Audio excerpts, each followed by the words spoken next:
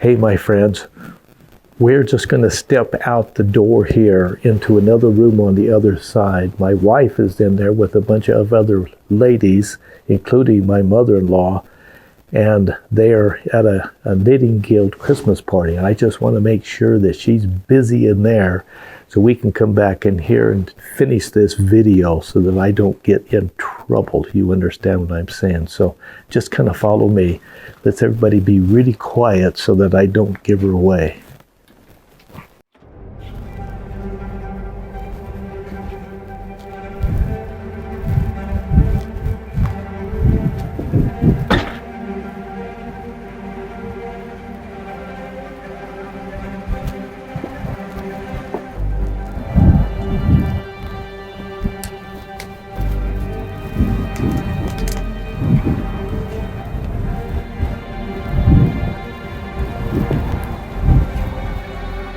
We're in good shape. They're busy as bees in there. They'll be in there for a couple hours. They like to talk a lot anyway, so let's go back in.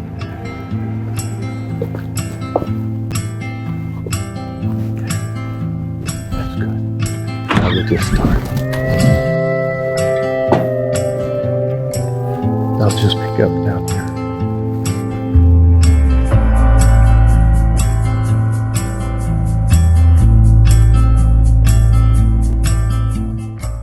You recall in one of the past videos that we had that I was talking to you about a few guns that I was trying to get in order to have a complete collection ready.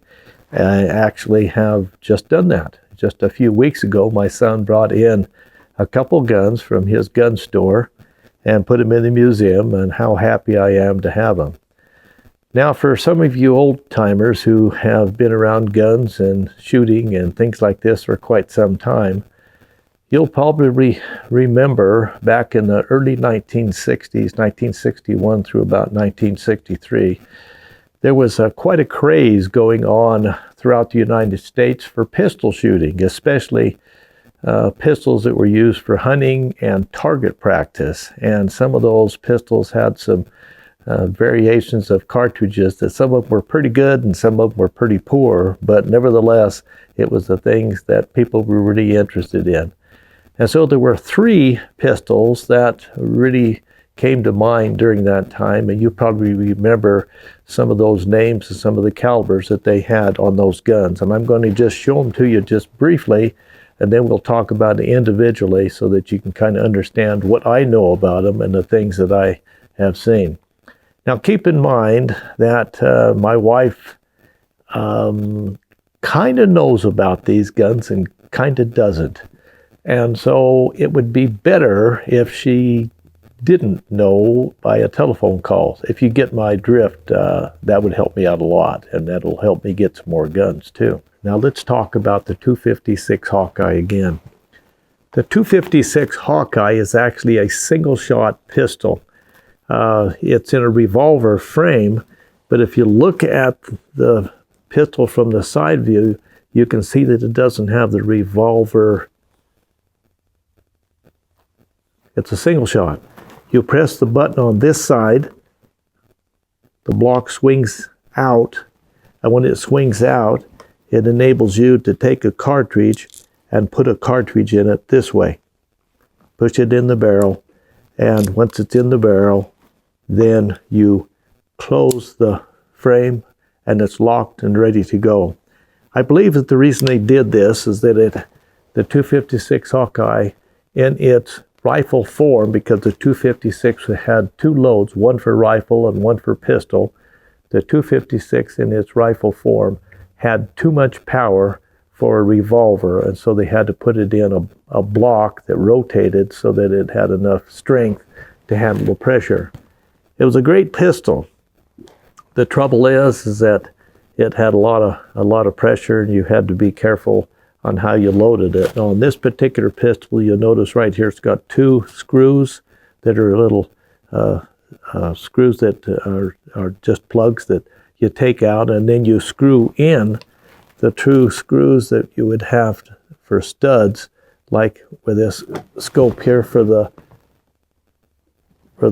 Bushnell Phantom, and it just took two screws to mount it on there. So this was a great cartridge. Now, I told you that it had some similarities to the 22 Jet. Both of these were made from 357 Magnum cases, neck down with a shoulder on them. This one has a lot sharper shoulder than the 22 Jet, which was to its advantage, and I'll explain why in a minute. But this was a good cartridge. They still make them, I think, in some places. Not a lot, but I think they still make some of them. And it is actually a really good cartridge. But they didn't make a lot of these pistols. And so since they didn't make a lot of these pistols, they became very rare. And rarity is one of the things that really makes them valuable. And so this is a very valuable gun and hard to get. And that's the reason it took me so long to get it. So that's the 256 Hawkeye. I reload for that and for the 256 Winchester Magnum rifle, which is a Marlin lever action rifle. So that's the 256 and the Hawkeye.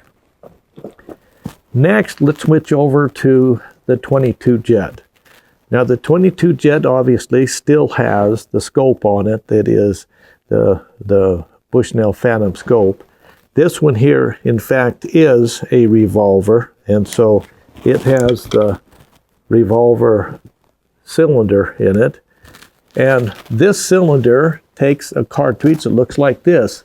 This is a 357 Magnum neck down to 22 caliber.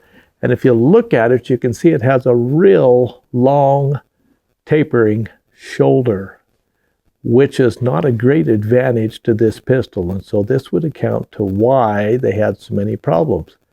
And so what the problems is that if you shot this with a very hot load, which is why they had it, is to shoot it so you had some good speed out of it, it would seize up against the face of the cartridge of the frame and lock the frame up so you couldn't rotate or remove the cylinder. And so that became really an issue. In the reloading manual, it tells you that if you're going to shoot this with a very hot load, that you need to remove all the oil from the cylinder walls and all the oil or any grease off of the cartridge itself so that it wouldn't lock up as easily. And so that was a major problem that they had. But they still shot quite a few of them. And I think they've made about 3,000 or 3,300 of these pistols, and so they're really quite rare as well. Now with this one, you have another option. It has inserts that goes to this gun, and so you would slip the insert into the gun through the cylinder like that, and then you would take a 22 long rifle cartridge and put it in the insert, and then you would have ability to shoot 22 long rifle or 22 Remington Jet. And so that's, and of course you could push it out easily with your star extractor. The Jet was a great pistol. Another one that's really rare, but in the case of a lot of guns like this, the fact that they're rare is also a great quality that we like, because rare means collectible. Collectible at any cost is what we're after. And so there's the insert made out of steel. There's the 22 cartridge removed. And when you bought the pistol, I believe you got 6 inserts that came with it. And actually most of the inserts were lost, and so they became very, very valuable. And these are, at this point in time, I have only 5 for that pistol. Now, finally, let's talk about the XP100. The XP100 came also, I believe, in a 7mm BR barrel, and I have one of those up there too. It's a longer barrel and a great shooter. It probably, I haven't shot this one much, but that 7mm BR is a super shooter, very, very accurate. But the 221 Remington Fireball is a great shooter too. Now I've just got the cases and I'm just getting ready to load for it now. But what this is, 223 case shortened. 223 case shortened. So it's not that hard to make the cases. But it's very accurate. And I make my own 22 bullets, and I'll make a video on that one too. So I use 22 long rifle jackets to make 22 caliber 224 diameter bullets. And you can make them a lot of different grains, but the one that I find works best for me for both like 22 Hornet and other 22 center fires is about a 55 to 57 grain bullet. And so we'll be trying some of those in here. Now, during the time that this was going on, there was a lot of people that thought they had a better idea. And for a lot of you old timers, you'll probably remember a firm called Herders, Waseca, Minnesota. And Herders, when I was a young teenager and way into adulthood after I was married, I was ordering Herders stuff, all kinds of stuff, from taxidermy equipment, tanning equipment, gun stocks, rifles, pistols, shotguns, reloading equipment, presses, and components that you use. And I mean, they had everything in the world that you could imagine as an outdoorsman, a hunter or shooter, fisherman, so forth. And now they're no more. I think Herder still makes some ammunition under that name, but the original Herders company has stopped. So Herders, I've got a lot of Herder stuff that I've collected over the years, and that'll be another video by itself. But it was, you wouldn't believe it, this book was the edition of 1966 edition, and in the section of pistols, it starts out with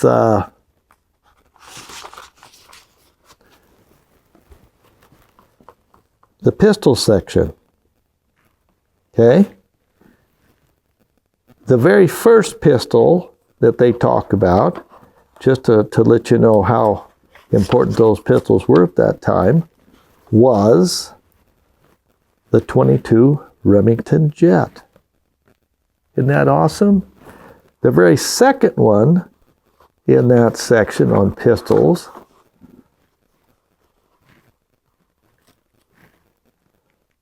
was the 256 Hawkeye, 256 Winchester Magnum. And these are the loads for the pistol 256 Magnum.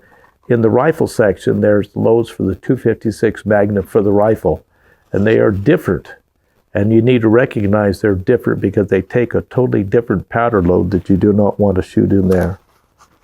And then finally, you have the 221 Remington Fireball.